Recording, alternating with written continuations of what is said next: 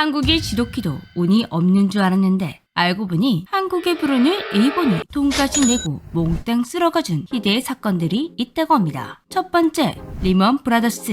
2008년 한국산업은행은 리먼 브라더스를 인수하기 위해 M&A 입찰에 참가했습니다. 경쟁이 정말 치열했는데요. 리먼 브라더스를 인수하는 은행은 세계적인 투자은행으로 발돋움할 수 있다 보니 세계 각국의 은행들이 너도 나도 숟가락을 얹기 시작했고 한국산업은행도 그중 하나였습니다. 산업은행은 2008년에만 3차례에 걸쳐 지분 인수를 제안했었으나 협상이 점점 길어지며 리스크가 너무 크다는 내부 갈등이 생기게 되었습니다. 당시 산업은행은 달러가 부족한 상황인데 이 상태에서 리먼 브라더스를 인수하는 건 무리라는 의견이 많아졌던 것이죠. 결국 산업은행은 눈물을 머금고 리먼 브라더스 인수 협상을 중단하게 되었습니다. 그리고 5일 뒤 리먼 브라더스는 파산했습니다. 일각에서는 산업은행이 리먼 브라더스를 인수했다면 뉴욕 증권시장에 진출하고 세계적인 투자은행으로 성장할 수 있었을 것이다 라고 주장하고 있는데요. 파산한 리먼 브라더스를 일본 노무라 증권이 리먼 브라더스의 아시아, 유럽 부문을 사들였습니다. 그런데 인수 직후 미국과 유럽에 재정 위기가 찾아오며 노무라 증권은 심각한 실적 악화를 겪게 됩니다. 노무라 증권의 리먼 브라더스 인수 조건은 전 직원을 고용 승계하는 것이었는데요. 그렇다 보니 몸집이 너무 커져 인수 자체가 엄청난 악수가 되고 말았습니다. 2010년 노무라 증권의 순이익은 678억 엔이었는데 다음에는 287억 엔으로 절반 이상이 줄었습니다. 노무라 증권은 급히 유럽 인원을 감원했지만 실적 악화는 점점 더 심각해졌습니다. 결국 구조조정으로 무려 1000명이나 내보내게 되는데요. 이는 노무라 증권 직원의 6분의 1이 해고된 것입니다. 더 최악인 건 이 사태로 인해 노무라 증권의 경영진들이 투자자들에게 신뢰를 잃었다는 것이었습니다. 신뢰를 가장 중요하게 여기는 분야에서 말이죠. 헐값에 인수한 노무라 증권도 이랬는데 만약 산업은행이 이것을 무리하게 인수했다면 아유 정말 상상하기도 싫네요. 두 번째, 부산 올림픽.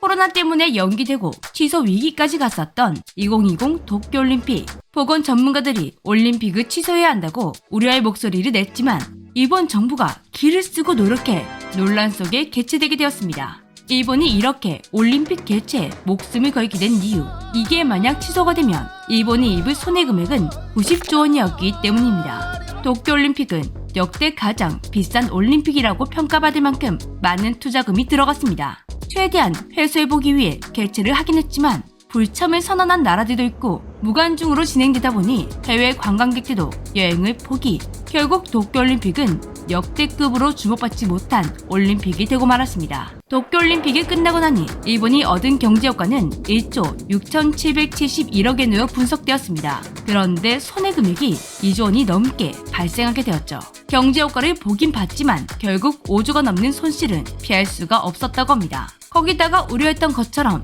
선수들이 코로나에 걸려 출전하지 못하는 등 문제들이 터져나와 비난도 피할 수가 없었는데요. 그런데 일본이 겪게 된 이 최악의 올림픽 사태가 우리 한국의 일이 될 뻔했다는 섬뜩한 이야기 알고 계신가요? 지금으로부터 14년 전인 2009년 부산에서는 시장과 시민 모두 한마음 한뜻으로 진행했던 일이 있습니다. 바로 2020 하계올림픽 부산 유치.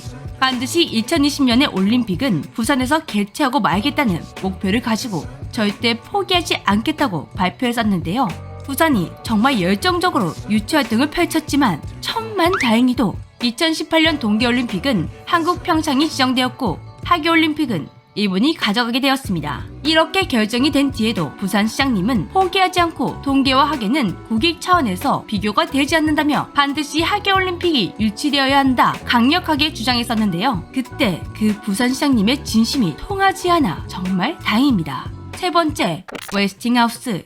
2006년 세계적인 원전 설비업체 웨스팅하우스를 두고 인수전이 펼쳐졌습니다. 한국의 두산도 여기에 참가했는데요. 여기서 승리하면 두산은 독보적인 위치를 얻을 수 있을 거라 판단, 총력을 기울이게 되었습니다. 그러나 일본 도시바가 매각 우선 협상자로 선정되며 두산은 고배를 마시고 말았습니다. 당시 웨스팅하우스 인수 실패로 두산은 절망했는데요. 해외 원전 수주에서 원천 기술이 없으면 주 계약자가 될 수 없었기 때문이죠. 두산 측은 인수를 실패했으나 다른 방안을 찾겠다며 쓴웃음을 지었었습니다. 반면 도시바는 예상했던 인수 금액인 25억 달러를 훌쩍 넘긴 50억 달러에 웨스팅하우스를 인수하게 되었습니다. 생각보다 큰 지출을 하게 되었지만 그만한 가치가 있다고 굳게 믿었던 도시바는 인수 후 본격적으로 수주를 따내기 시작했는데요. 그런데 2011년 후쿠시마 원전 사고로 인해 세계적으로 원전 침체기가 찾아오게 됩니다. 거기다가 웨스팅하우스가 올인했던 LPE000에 여러 문제가 발생하며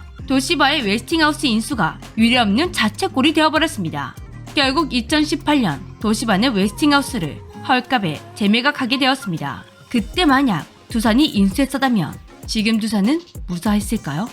네 번째, 터키 원전. 한국이 3년간 엄청나게 공들였는데 수주 직전에 일본에게 빼앗겨버렸던 터키 원전. 당시 허무하게 기회를 날린 한국은 내부적으로도 많은 비난을 받았습니다. 한국이 까이는 모습을 보며 일본은 이런 게 바로 세이즈 외교라며 콧대가 하늘을 찔렀었는데요. 그런데 몇 년 후 두 나라의 운명이 180도 달라졌습니다.